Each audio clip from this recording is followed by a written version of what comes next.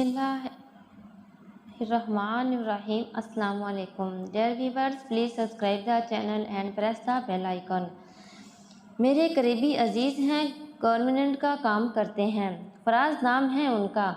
अक्सर इनसे जब मुलाकात होती है तो यही बोलते हैं कि फला बाबा से मिलकर आ रहा हूँ या मिलने जा रहा हूँ। मैं पूछता हूँ तो बोलता है एक ज़ाती काम है। मैंने भी इस पर कभी ज़ोर नहीं दिया कि वो बताए किस काम से जाता है। हमारी इससे मुलाकात काफ़ी दिनों के बाद होती है। हर आदमी मसरूफ़ चल रहा होता है, किसी से ज़्यादा मालूमात लेना भी गले पड़ जाती है। और जिस तरह वो बाबाओं के चक्कर लगा रहा था, मेरे जहन में उसका खाका एक शकी मिजाज इंसान का बन गया था। तो ऐसे इंसान से दूर रहना ही बेहतर होता है, वरना लेने के देने पड़ जाते हैं। एक दिन शादी के प्रोग्राम में फराज से मेरी मुलाकात हो गई। वो अकेला आया हुआ था, इसलिए मेरे साथ ही बैठ गया। इत्तफाकन मैं भी फैमिली लेकर नहीं गया था, अभी बारात आने में वक़्त था, तो इधर उधर की बातों में वक्त गुजारने लगे। होते होते बात बाबाओं की जानिब चल पड़ी। भाई, ये कैसा बाबा मिला है जो फ़ौरन काम करता है मगर पैसे बहुत लेता है। लोगों का रश इसके पास बड़ा होता है, मुलाकात में बड़ा वक्त लगता है। 2 दफ़ा तो मैं मिले बगैर वापस आया हूँ, मिलने का वक़्त ही ख़त्म हो गया था। फिर वो मुख्तलिफ़ केस बताने लगा कि इस बाबा के पास ऐसे ऐसे केस आते हैं। मैंने इससे पूछा, फराज भाई, आप किस मसले के हल के लिए इन बाबाओं के चक्कर में पड़े हो? कभी बताया नहीं।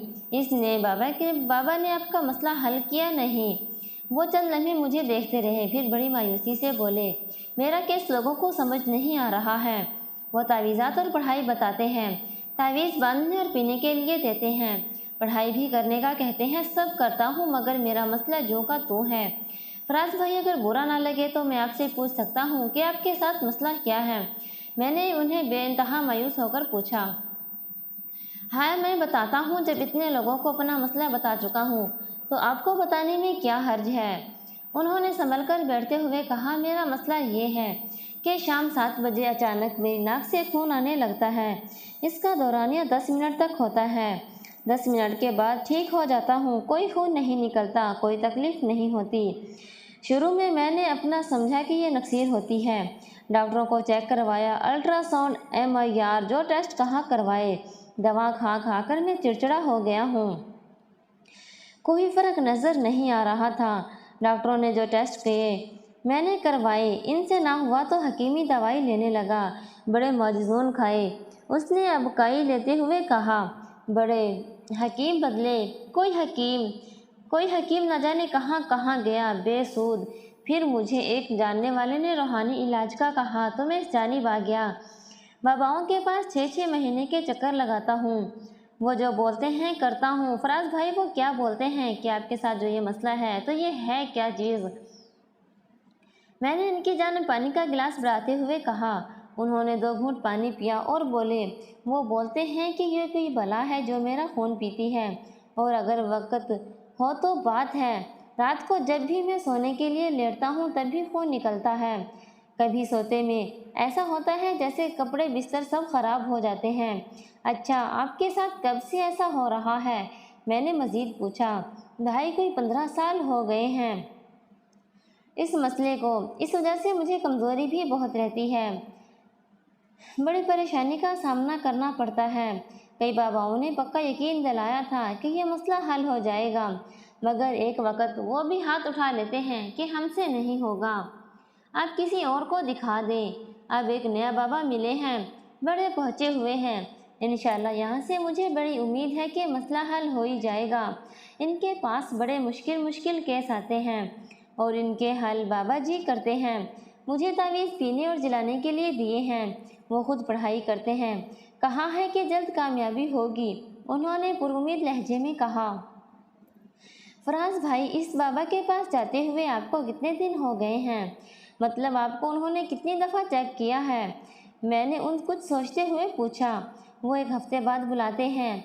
मेरा ये इनके पास 3रा हफ्ता होने वाला है। 3 बार तावीज़ दे चुके हैं। तो फराज भाई, आपको इन 3 हफ्तों में कोई फ़र्क महसूस हुआ? मैंने फिर पूछा, क्योंकि मैं इस केस को किसी नतीजे पर पहुंचता नहीं देख रहा था।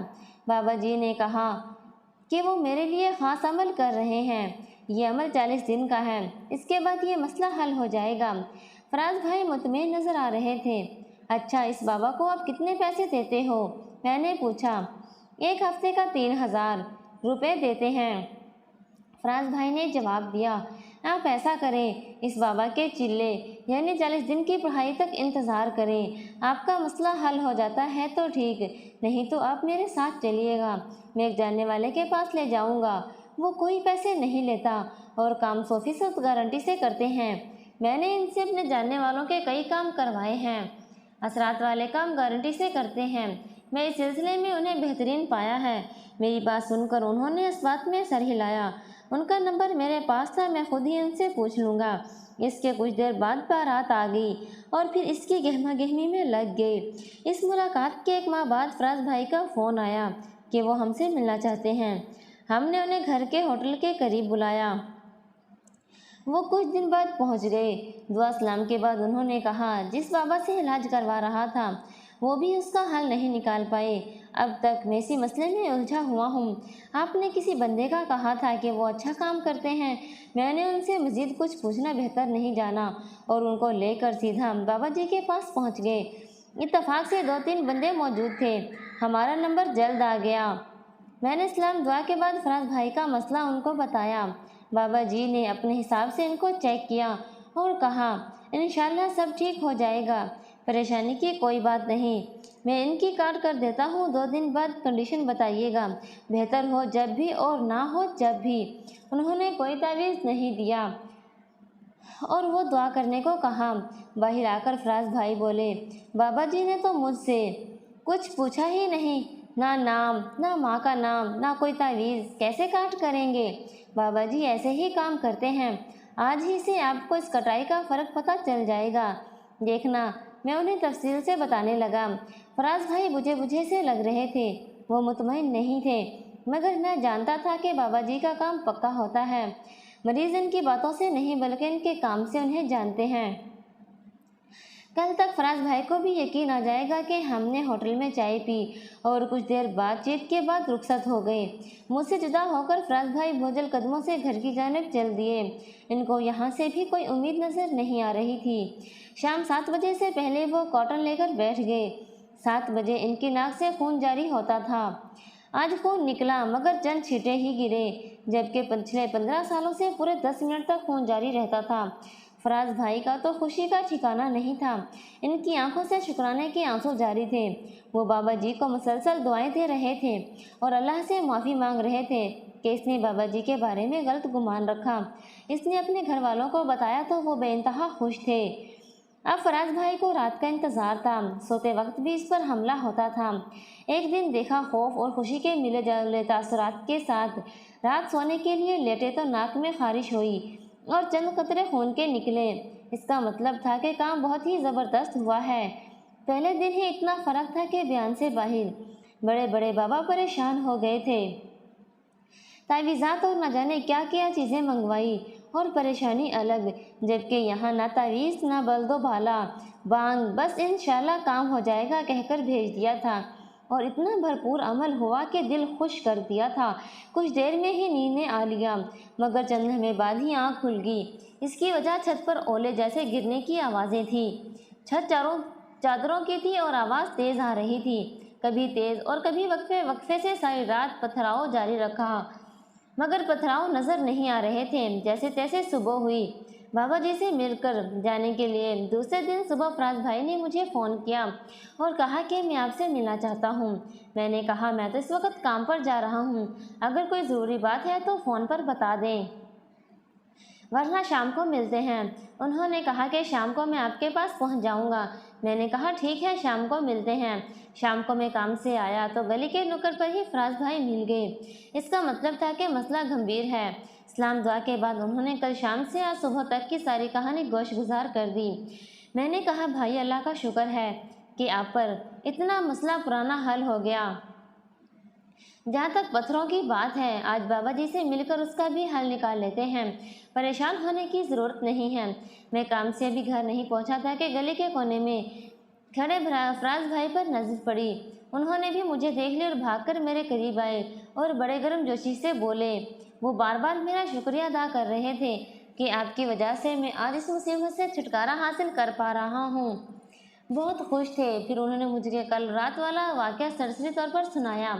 میں نے کہا کہ گھر میں فریش ہو کر آتا ہوں، آپ بھی ساتھ چلیں، کچھ دیر آرام کر لیں، پھر چلتے ہیں۔ انہوں نے کہا کہ میں یہیں انتظار کرتا ہوں، آپ ہو کر آئیں۔ میں گھر روانہ ہو گیا۔ فراز بھائی وہیں بیٹھ گئے۔ میں کچھ دیر بعد جب واپس آیا تو انہیں اسی جگہ پر موجود پایا۔ ہم فوراً چل پڑے بابا جی سے ملنے۔ جلد ہی ہم بابا جی کے سامنے موجود تھے، مگر مریض پہلے سے موجود تھے۔ 1 گھنٹے بعد ہمارا نمبر آ گیا۔ میں نے اور فراز بھائی نے انہیں اپنی تفصیل سے ساری بات سنائی۔